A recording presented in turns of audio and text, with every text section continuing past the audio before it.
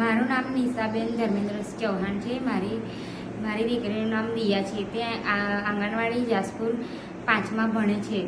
તે પહેલાં આંગણવાડીમાં રેગ્યુલર જતી ન હતી, પણ મૂલ્ય ફાઉન્ડેશનમાંથી મેડમોના આવ્યા પછી તે રેગ્યુલર જવા માંડી છે।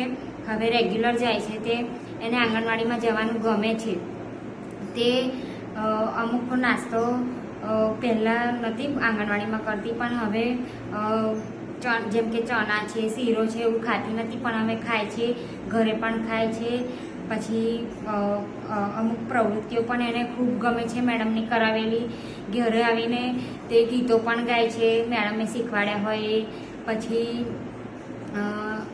મેડમ વિશે અમુક વાતો પણ કહે આપણને। પછી તે 1 થી 10 તેને બોલતા પણ આવડી ગયું છે। તે લખી આપે તો ઘૂંટે છે, એવું બધું ખાસું બધું એને આવડી ગયું છે આંગણવાડીમાં મેડમોના આવ્યા પછી।